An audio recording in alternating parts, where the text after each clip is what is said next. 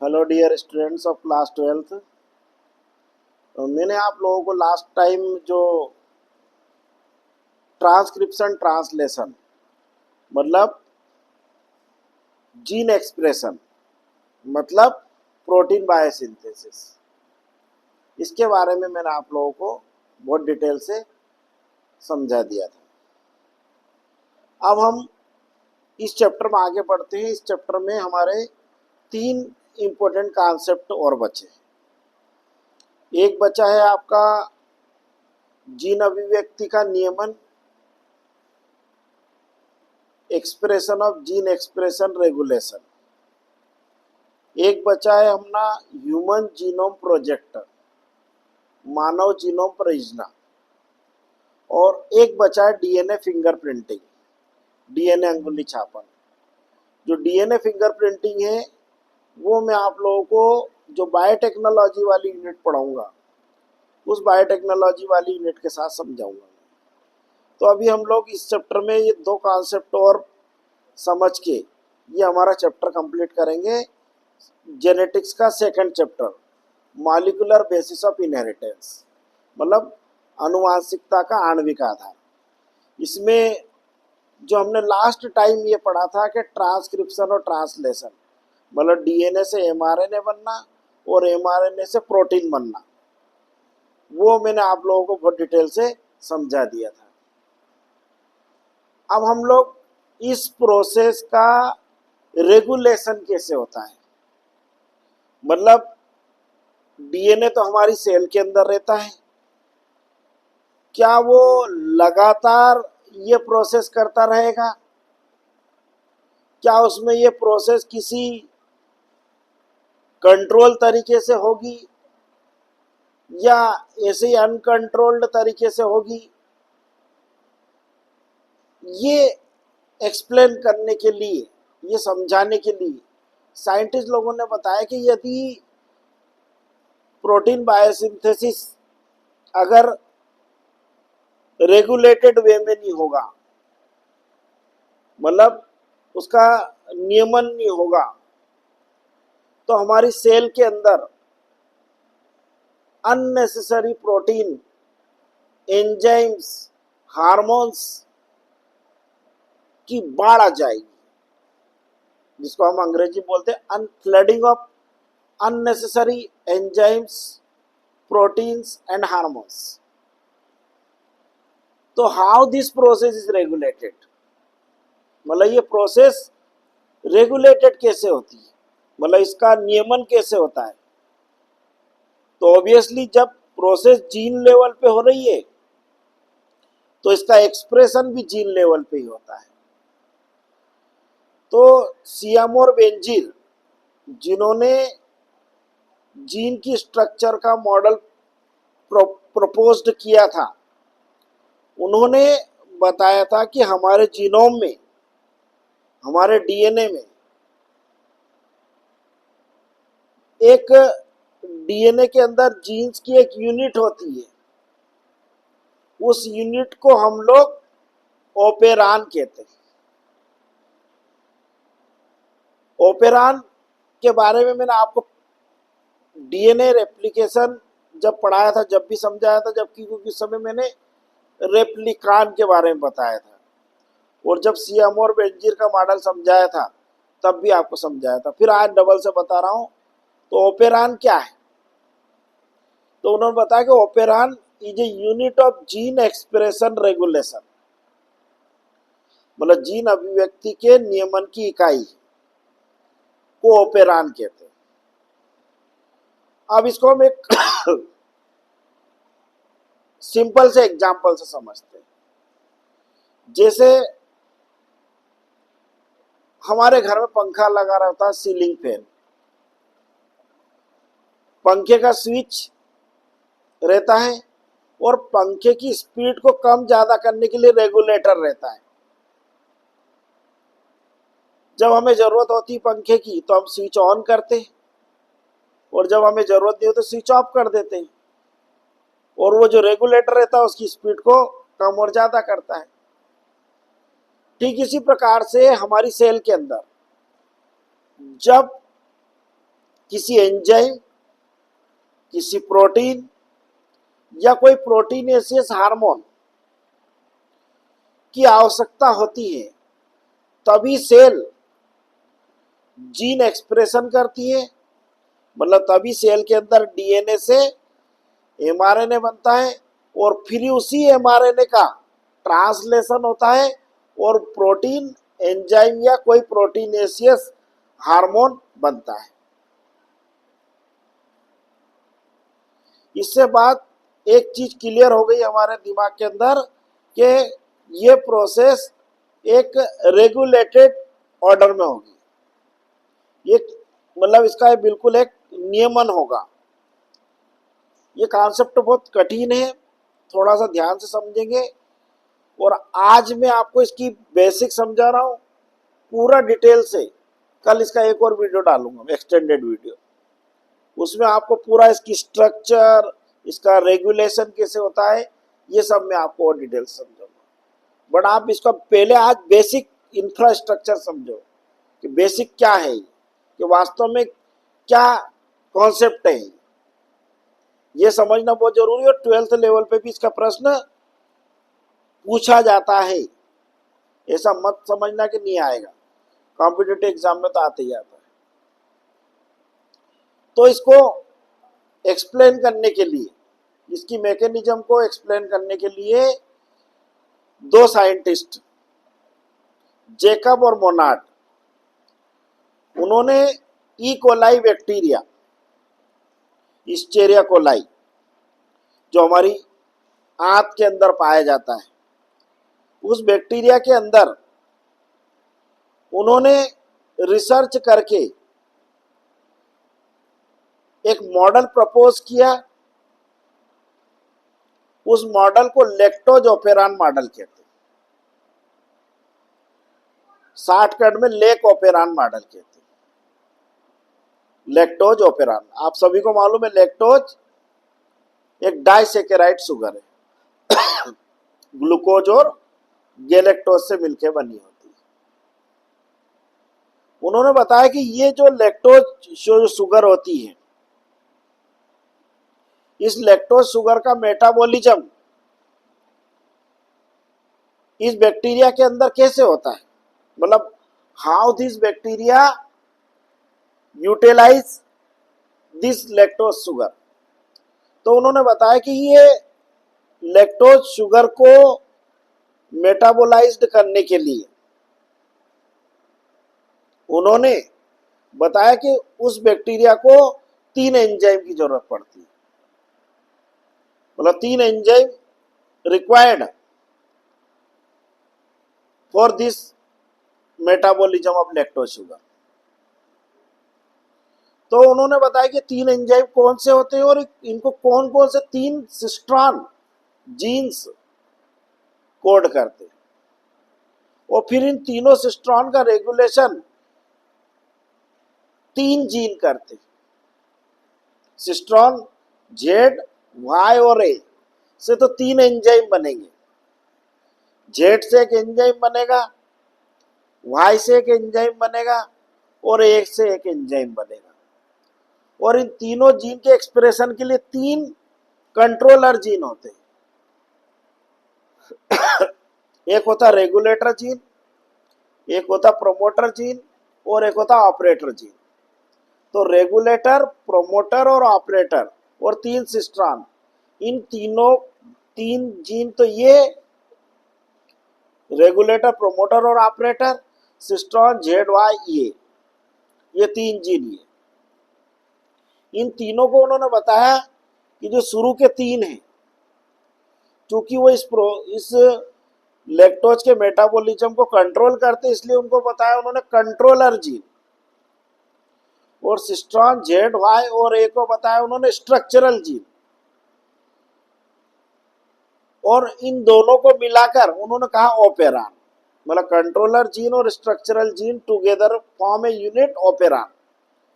और उन्होंने how they defined operon, उन्होंने ओपेरान को कैसे डिफाइन किया, जहां पर इस लैक्टोज ओपेरान मॉडल के अंदर उन्होंने बताया कि ओपेरान जीन्स का वह संयोजन है जो उपापचय को आनुवांशिकता नियंत्रित करता है। मतलब उन्होंने बताया कि ओपेरान नियंत्रात्मक और संरचनात्मक जीन्स का वह समूह है जो उपापचय की क्रिया का आनुवांशिकतः नियंत्रण करता है। अंग्रेजी में ऐसा हो जाएगा, operon is a group of controller and structural gene which regulate the metabolism of lactose sugar genetically. चूंकि ये ओपेरान, ये मॉडल जो था, ये लैक्टोज के मेटाबॉलिज्म से रिलेटेड है, लैक्टोज के उपापचय से संबंधित है, इसलिए इसको लेक ओपेरान मॉडल या लैक्टोज ओपेरान मॉडल कहते हैं। और इस मॉडल को जैकब और मोनार्ड, जो दो साइंटिस्ट थे, उन्होंने इसको रिसर्च में ई कोलाई बैक्टीरिया में रिसर्च करके खोजा था। उन दोनों साइंटिस्ट को इस काम के लिए नोबेल प्राइज भी मिला था। और उन्होंने बताया कि ऐसे ओपेरान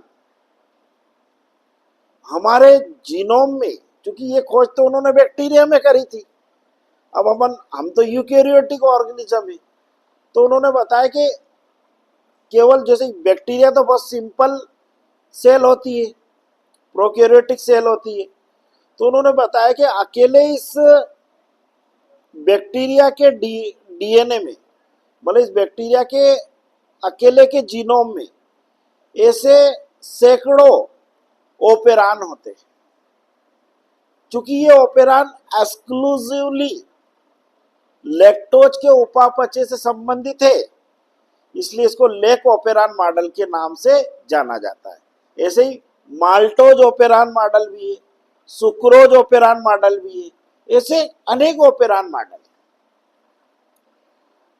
ऐसा जैकब और मोनार्ड ने बताया। मैं कह रहा हूं बहुत ध्यान से समझना पड़ेगा आपको, जब समझ में आएगा आपको। तो ओपेरान की ये तो डेफिनेशन हो गई। अब हमारे दिमाग में प्रश्न खड़ा होता है कि हमें 12th लेवल पे क्या प्रश्न पूछेंगे इस ओपेरान मॉडल में से। तो 4 नंबर का अगर निबंधात्मक प्रश्न में ये प्रश्न आया, चूंकि इस यूनिट में से आ सकता है, 4 नंबर का क्वेश्चन आएगा ही सही एक। तो ये क्वेश्चन आएगा, लैक्टोज ओपेरान मॉडल को समझाइए, एक्सप्लेन लेक ओपेरान मॉडल। अगर ये क्वेश्चन को थोड़ा सा अल्टर करा, इसकी मतलब इसको फ्रेमिंग चेंज करी, तो फ्रेमिंग चेंज करने में ऐसा आ सकता है, लेक ओपेरान मॉडल को समझाइए शॉर्टकट में। या फिर ऐसा भी प्रश्न आ सकता है, जीन अभिव्यक्ति के नियमन की क्रियाविधि को समझाइए, explain the mechanism of gene expression regulation. ऐसा भी प्रश्न आ सकता है। 60 में अगर 1 नंबर में क्वेश्चन आया, तो ऐसा क्वेश्चन आ सकता है, लैक्टोज ओपेरान मॉडल की डिस्कवरी किसने की। तो लैक्टोज ओपेरान मॉडल की डिस्कवरी जैकब और मोनार्ड ने की। ये वही जैकब और मोनार्ड है जिन्होंने एमआरएनए की खोज की थी। मतलब एमआरएनए की डिस्कवरी का क्रेडिट भी इन दोनों साइंटिस्ट को जाता है, जैकब और मोनार्ड को। ठीक है। फिर इसी में से क्वेश्चन छोटा भी आ सकता है, जीन्स का वह संयोजन या जीन्स का वह क्रम जो किसी पॉलीपेप्टाइड श्रृंखला के संश्लेषण को कोड करता है, उसे कहते हैं। तो उसका आंसर आएगा सिस्ट्रॉन। मतलब a unit of gene which code for specific polypeptide chain synthesis is termed as, तो उसका आंसर आएगा सिस्ट्रॉन। तो सिस्ट्रॉन का अलग से क्वेश्चन आ सकता है। ऐसे छोटे छोटे अपने 1-1 नंबर के क्वेश्चन आ सकते हैं। बड़ा प्रश्न आएगा तो आपको इसमें पहले तो आपको ओपेरान की परिभाषा लिखना जो अभी मैंने बताई आपको, फिर आपको स्ट्रक्चर समझाना पड़ेगी, इसकी संरचना। स्ट्रक्चर में मैंने आपको बताया कि दो टाइप के जीन से मिलके बना है। एक होता है आपका कंट्रोलर जीन और एक होते स्ट्रक्चरल जीन। कंट्रोलर जीन तीन है, regulator gene, promoter gene, operator gene. यहाँ तीनों के अलग अलग फंक्शन है। रेगुलेटर जीन रिप्रेसर प्रोटीन का सिंथेसिस करता है। प्रोमोटर जो है, प्रोमोटर वो साइट होती है जहां पर आरएनए पॉलीमरेज एंजाइम जाकर जुड़ता है। और ऑपरेटर वो साइट होती है जहां पर रिप्रेसर प्रोटीन जुड़ सकता है, या फिर प्रोमोटर साइट पर जो आरएनए पॉलीमरेज एंजाइम जो जुड़ा है वो भी वर्क कहां से स्टार्ट करता है, ऑपरेटर साइट से। ये हम ऑलरेडी आपको जब ट्रांसक्रिप्शन का डायग्राम समझाया था वो वाला मैकेनिज्म में मैंने आपको ये समझाई थी। तो तीनों जीन के फंक्शन हो गए फिक्स। क्या क्या हो गया, रेगुलेटर जीन का फंक्शन क्या हो गया, रेगुलेटर प्रोटीन या रिप्रेसर प्रोटीन बनाना। प्रोमोटर क्या है, binding site of RNA polymerase enzyme. Operator जहां से आरएनए पॉलीमरेज एंजाइम एक्ट करेगा या जहां पर रिप्रेसर प्रोटीन भी जाकर जुड़ सकता है। It is a binding site of repressor protein also. फिर अपन ने कहा संरचनात्मक जीन्स, स्ट्रक्चरल जीन्स, ये तीन है आपके, सिस्ट्रॉन जेड, सिस्ट्रॉन वाई और सिस्ट्रॉन ए। सिस्ट्रॉन जेड जो है वो बीटा गैलेक्टोसाइडेज एंजाइम को कोड करेगा। बीटा गैलेक्टोसाइडेज एंजाइम का काम क्या रहता है इस ओपेरान मॉडल में, वो लैक्टोज को ग्लूकोज और गैलेक्टोज में तोड़ेगा। मैंने अभी आपको बताया था कि लैक्टोज एक डाइसेकेराइड शुगर है और जो दो मोनोसेकेराइड यूनिट से के जुड़ने से बनती है, ग्लूकोज और गैलेक्टोज। तो लैक्टोज को ग्लूकोज और गैलेक्टोज में तोड़ देगा। दूसरा एंजाइम है आपका बीटा गैलेक्टोसाइडेज परमिएज, जो सिस्ट्रॉन वाई कोड करेगा। ये परमिएज क्या है, एंजाइम क्या काम करेगा, ये लैक्टोज की बैक्टीरिया की सेल के अंदर एंट्री में हेल्प करेगा। जहाँ भी बैक्टीरिया है और जहाँ जिस मीडियम में अगर लैक्टोज है तो वो लैक्टोज इस एंजाइम की मदद से ही बैक्टीरिया की सेल में घुसेगा, बैक्टीरिया की सेल के अंदर इंटर करेगा। और तीसरा है जीन है सिस्ट्रॉन ए, वो करेगा तीसरे एंजाइम को कोड ट्रांस एसिटाइलेज। इस ट्रांस एसिटाइलेज का फंक्शन जो है वो अननोन है, बट ऐसा माना जाता है कि ये भी जेड और वाई जो जीन के द्वारा जो एंजाइम कोड होते हैं उन एंजाइम की एक्टिविटी को रेगुलेट करता है। तो इस टाइप से आपके तीन सिस्ट्रॉन हो गए, सिस्ट्रॉन जेड, सिस्ट्रॉन वाई और सिस्ट्रॉन ए। जेड और वाई जो है और ए है, इन तीनों के द्वारा तीन स्पेसिफिक एंजाइम कोड होंगे। पहले जेड के द्वारा होगा बीटा गैलेक्टोसाइडेज, वाई के द्वारा होगा परमिएज और ए के द्वारा होगा ट्रांस एसिटाइलेज। ये आपका ओपेरान मॉडल की स्ट्रक्चर हो गई। अब इसकी जो वर्किंग है, ये वर्किंग नेगेटिव फीडबैक पे काम करती है। नेगेटिव फीडबैक पे कैसे काम करती है कि यदि जहाँ पर बैक्टीरिया है जिस कल्चर मीडियम में, मान के चलो जब जैकब और मोनार्ड ने रिसर्च की होगी, लेबोरेटरी में करी होगी, तो उन्होंने उस कल्चर मीडियम में उस बैक्टीरिया को ग्रो करा होगा, लैक्टोज के कल्चर मीडियम में बैक्टीरिया को।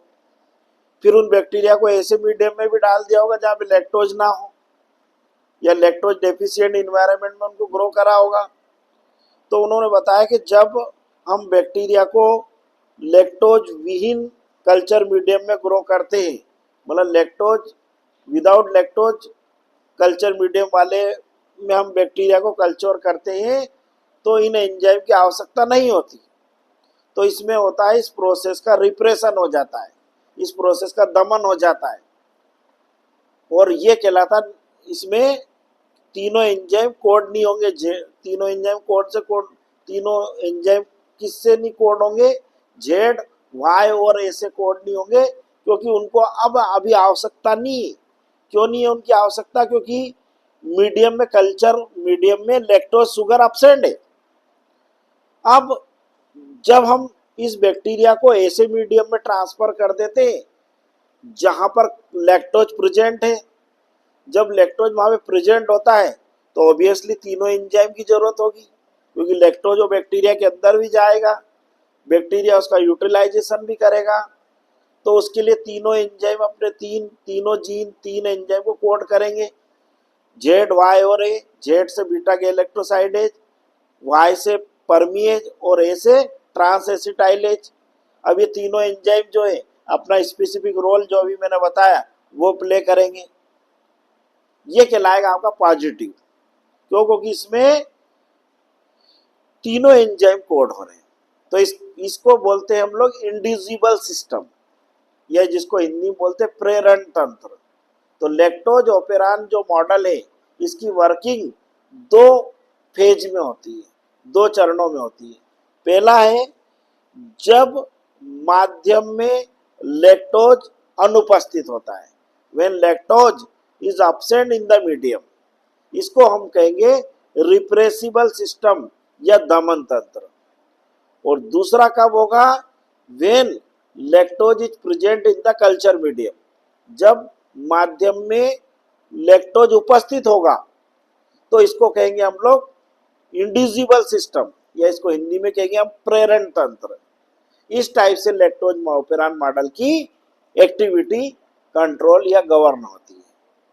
ये बहुत ही बेहतरीन मॉडल है जिसके द्वारा हम लोग जीन एक्सप्रेशन के कैसे कोई भी एंजाइम कब हमारी बॉडी के अंदर बनेगा और कब उसका सिंथेसिस रुकेगा, ये जेनेटिकली डिटरमाइंड होता है। मतलब ये अनुवांशिकता निर्धारित होगा कि हमारी बॉडी में कितना सेलाइवरी एमाइलेज एंजाइम बनना है, कितना पेप्सिन एंजाइम बनना है, कितना रेनिन बनना है, कितना लाइपेज बनना है। ये हमारी बॉडी में कौन डिटरमाइन करेगा, ये हमारी बॉडी में डिटरमाइन करेंगे जीन्स, क्योंकि जीन्स ही जीन एक्सप्रेशन को एक्सप्रेस करने में हेल्प करते हैं। तो इस प्रोसेस को बोलते हैं हम लोग जीन अभिव्यक्ति का नियमन, अंग्रेजी में बोलते हैं mechanism of gene expression regulation. ऐसे हजारों हजार लाखों लाख ओपेरान एक ऑर्गेनिज्म के जीनोम में पाए जाते हैं। अलग अलग सबस्ट्रेट के लिए अलग अलग ओपेरान मॉडल, अलग अलग ओपेरान यूनिट हमारी डीएनए में, हमारे जीनोम में ऑपरेट होती है। ठीक है, ये चूंकि उन्होंने लैक्टोज ओपेरान मॉडल दिया गया था, उन्होंने अपना पूरा रिसर्च काय पे करा, उन्होंने इकोलाई बैक्टीरिया पर, है ना। तो ये जेनेटिक रिसर्च प्योरली काय पे, किस पर है, प्रोकैरियोटिक सेल में। ये मतलब प्रोकैरियोटिक जीन एक्सप्रेशन नियमन को समझाती है। यूकैरियोटिक जीन एक्सप्रेशन नियमन जो है वो बहुत अलग अलग लेवल पे होता है।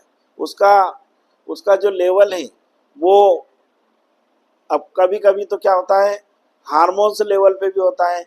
इसके अलावा साइक्लिक एएमपी, एडिनोसिन मोनोफॉस्फेट, जो सेकेंडरी मैसेंजर का काम करता है, वो भी रेगुलेट करता है। इसके अलावा हमारी बॉडी के अंदर जीन बैटरी मॉडल भी ऑपरेट होता है, जो डेविडसन ब्लैक साइंटिस्ट थे, उन्होंने प्रपोज किया था। तो ऐसे हमारी बॉडी के अंदर थोड़ा सा कॉम्प्लेक्सिटी ज़्यादा है, पर चूंकि आपको इतना डिटेल से आपको 12th लेवल पे नहीं है तो वो मैं आपको अननेसेसरी समझाऊंगा भी नहीं, but you should have a knowledge of that. ये जो हम लोग पढ़ रहे हैं, ये आपको, इससे आपको आइडिया पता चलेगा कि कैसे हमारी बॉडी के अंदर जब हमारी बॉडी को ज़रूरत पड़ती है तो किस टाइप से नए नए एंजाइम, नए नए प्रोटीन, नए नए प्रोटीनेसिस हार्मोन उनको सिंथेसाइज करती है। और चूंकि उनका अननेसेसरी ज़्यादा सेल के अंदर फ्लडिंग ना हो, उनकी अननेसेसरी बाढ़ ना आए और वो अननेसेसरी सिंथेसिस ना हो, इसको रेगुलेट करने के लिए हमारे डीएनए में, हमारे जीनोम में ही कुछ जीन की ऐसी इकाई होती है, जीन की ऐसी यूनिट होती है जो इस प्रोसेस को रेगुलेट करती है। उस यूनिट को हम लोग ऑपेरान कहते हैं। तो ये आपको मैंने आप बिल्कुल आज कॉन्सेप्ट क्लियर कर दिया।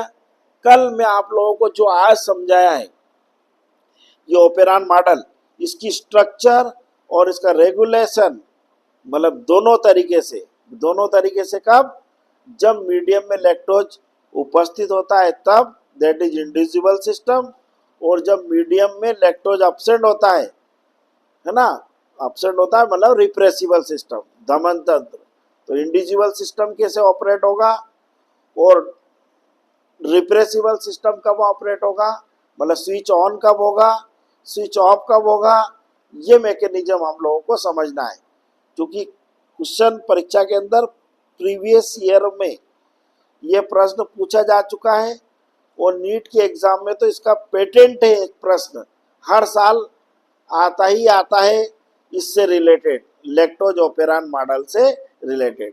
क्योंकि 90% बच्चे जो 12th लेवल में पढ़ते हैं उनको या तो उनके टीचर पढ़ाते नहीं है लैक्टोज ऑपेरान मॉडल, या जब टीचर पढ़ाते भी है तो बच्चे उसको बहुत लाइटली लेते हैं कि ये, और उनको उसको लाइटली भी लेते प्लस उसको ऐसा समझते कि ये तो चीज़ हमें समझ में आएगी नहीं, ठीक है ना, इसलिए उसको स्टडी भी नहीं करते।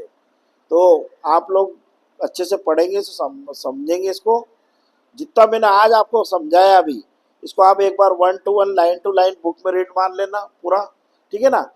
इसका मैकेनिज्म, इसकी स्ट्रक्चर का पूरा डायग्रामेटिक कल आपको समझाएंगे। आपको ये ज़्यादा से ज़्यादा बच्चों को शेयर भी करना है, आपको स्वयं को भी देखना है, लाइक करें, शेयर करें, ठीक है ना, और खुद स्वयं से याद करें। Okay, all the best.